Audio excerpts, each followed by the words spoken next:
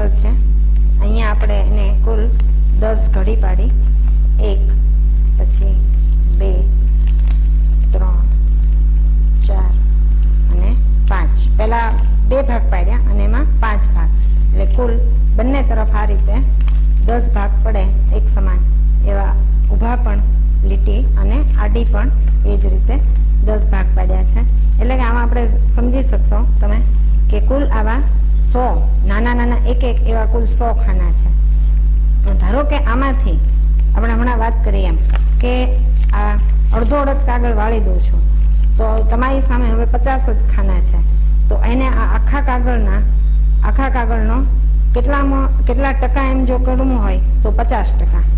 એટલે વ્યવહારમાં ટકાવારી હંમેશા 100 સાથે સંકળાયેલી છે.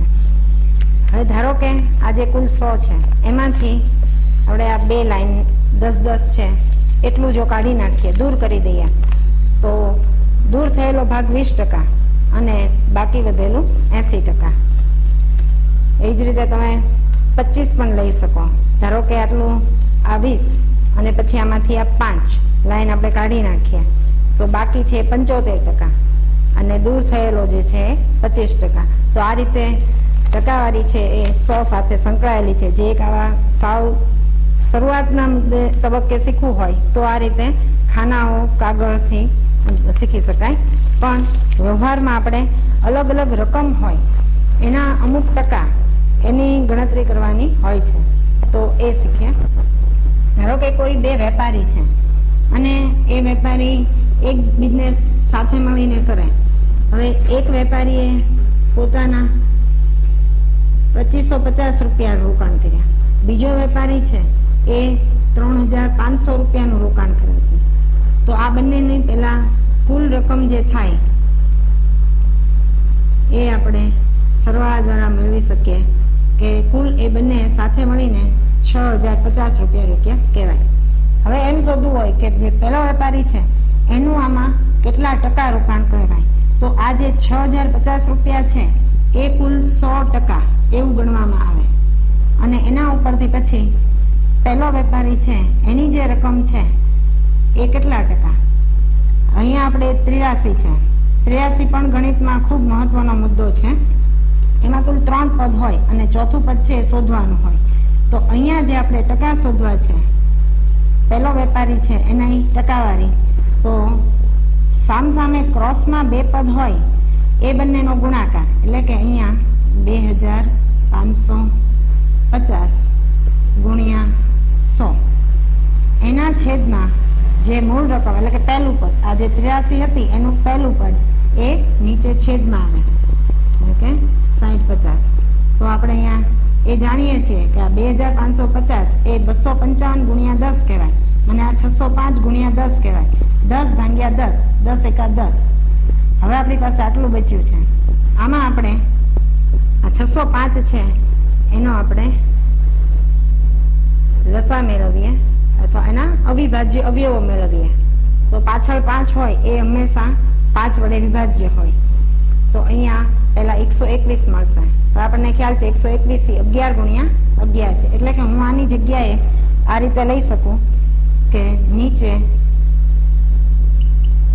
605 એ 5 ગુણ્યા 11 ગુણ્યા 11 ઇક્વલ બરાબરની જે નિશાની છે એની બંને બાજુ જે આંકડાઓ હોય એની કિંમત બદલાવી ન જોઈએ.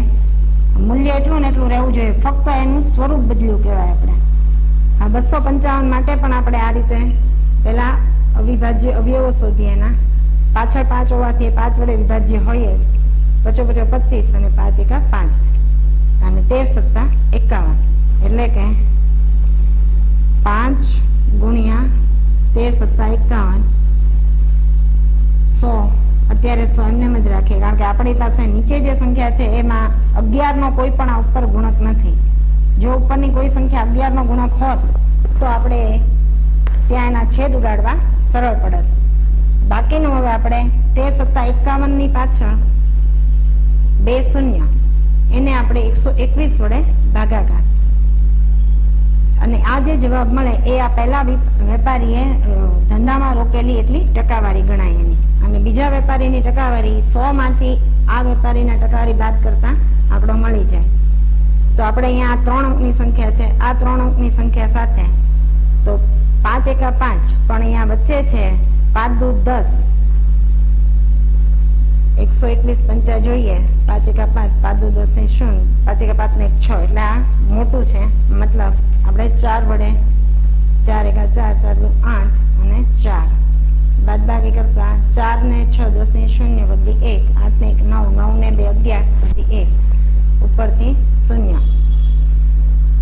2 એકા 2, 2 ચાલશે, 2 દુ 4 અને 2 એકા 2, અહીંયા 8 ને 2 10 ને 0 વધી 1, 5, 5 ને 1 6, અહીંયા 0, 180. હવે આપણી પાસે ઉપરથી ઉતારવા કોઈ સંખ્યા નથી, તો આપણે પોઈન્ટ મૂકશું એટલે આપણે જોઈએ એટલા શૂન્ય મેળવી શકીએ.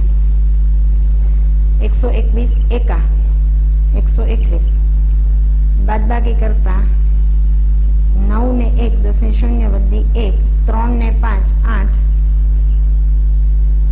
અહીંયા 0, હજુ એક શૂન્ય મળે. આપણે મોટે ભાગે પોઈન્ટ પછી 2 અંક સુધી લેતા હોઈએ છીએ.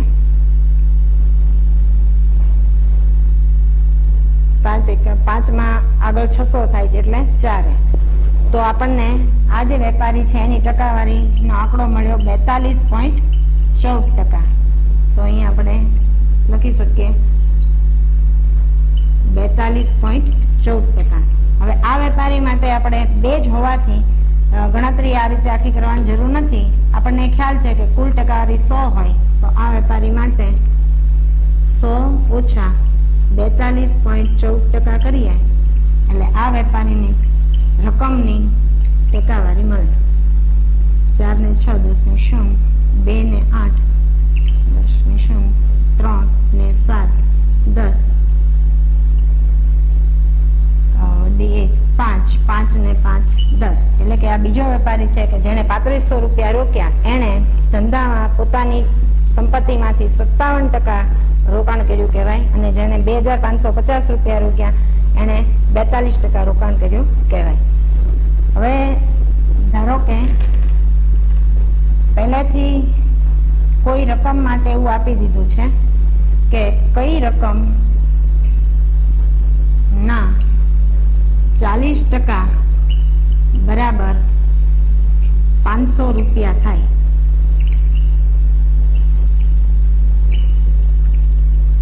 આવા પ્રશ્નોની ગણતરી કઈ રીતે કરાય?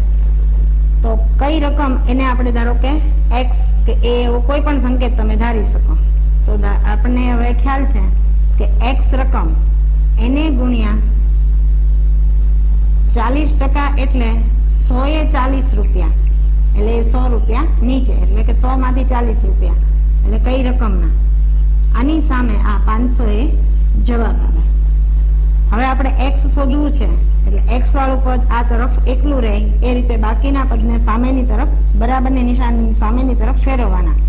જે પદ અહીંયા ભાગાકારમાં હોય એ સામે ગુણાકારમાં જાય, જે પદ ગુણાકારમાં હશે ભાગાકારમાં જશે, એટલે 40 છેદમાં જશે, 100 અહીંયા 500 સાથે ગુણાકારમાં આવશે. અને આપણે જાણીએ છીએ કે 100 એ 25 ચોક 100 છે, એટલે હું 100 ની જગ્યાએ 25 ગુણ્યા 4 લખી શકું તો પણ આ બરાબરની નિશાની નો મૂલ્ય બદલાતું નથી. એ જ રીતે હું 40 માટે 4 ગુણ્યા 10 લખી શકું, કારણ કે 4 એકા 4 અને અહીંયા 10 એકા 10, 500 એ 50 ગુણ્યા 10. તો બાકી જે વધ્યો એનો જવાબ ગુણાકાર કરવાથી આપણને એ કઈ રકમના 40% 500 થાય એ જવાબ મળ્યો કહેવાય. 25 પંચા 125 અને આ શૂન્ય પાછળ ચડી જાય, એટલે કે 1250 ના 40% બરાબર 500 રૂપિયા થાય. આ ઉપરાંત ટકાવારીમાં એક અલગ પ્રકારે, ધારો કે તમારે પ્રશ્નો હોય કે કોઈ એક રકમ આપી હોય, ધારો કે 2500 રૂપિયા માંથી બીજા કોઈને આપણે ધારો કે 200 રૂપિયા આપી દીધા, તો એ કેટલા ટકા? આ પ્રકારના પ્રશ્નો હોય તો આમાં અર્થ એ રીતે લેવાનો રહે કે 2500 રૂપિયા એ કુલ 100% ગણાય, તો 200 રૂપિયા એ કેટલા?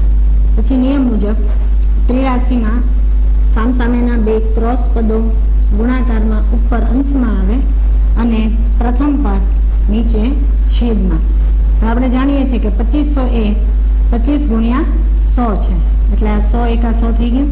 હવે અહીંયા આપણે 200 એ જાણીએ છીએ કે 2 ગુણ્યા 100, 100 એ 25 ચોક 100, એટલે આ 25 એકા 25. બાકી વધેલા પદોનો આપેલો મુજબનો સંબંધ મુજબ અને ગણતરી થાય. અહીંયા આપણે 2 અને 4 વચ્ચે ગુણાકાર છે, એટલે કે 4 દુ 8. તો 2500 રૂપિયામાંથી 200 રૂપિયા એ 8% જવાબ કહેવાય. એ જ રીતે ધારો કે ક્યાંક એવું અપાયેલું હોય કે કોઈ રકમ, જેમ કે 2500 રૂપિયાના 0.4% એટલે કેટલા રૂપિયા? તો આની ગણતરી કઈ રીતે કરાય? અહીંયા પણ 2500 રૂપિયા એ 100 રૂપિયા ગણાય. 0.4 એટલે જ 4/10 એના છેદમાં 100, એટલે કે અહીંયા આપણે જોઈએ તો 2500 રૂપિયાના 100%. હવે આપણે અહીંયા 0.4 ટકાવારીમાં ટકા સાથે પદ આવે તો આપણો પ્રશ્નાર્થ અહીંયા આવશે. અહીંયા આપણે આ બે પદોનો ગુણાકાર, ત્રીજું પદ અલગ જે હોય એ જે ક્રોસમાં છે એ સિવાયનું જે પદ છે એ છેદમાં, એટલે કે 2500 ગુણ્યા 0.4 એ 4/10 અને 100 છેદમાં છે એ આ રીતે 100. અહીં આપણે આ 25 ગુણ્યા 100 કહેવાય. હવે આ જે છે 55 25 માંથી આ જે છે આપણે આની જગ્યાએ 5 દુ 10 લખી શકીએ. 5 એકા 5 દૂર થાય, 2 દુ 4 છેદ 2. ઉપર જે વધ્યા એનો આપેલા સંબંધ મુજબ ગુણાકાર એ એનો જવાબ છે, એટલે કે 10 રૂપિયા જવાબ આવે. 2500 રૂપિયાના 0.4% એ 10 રૂપિયા થાય.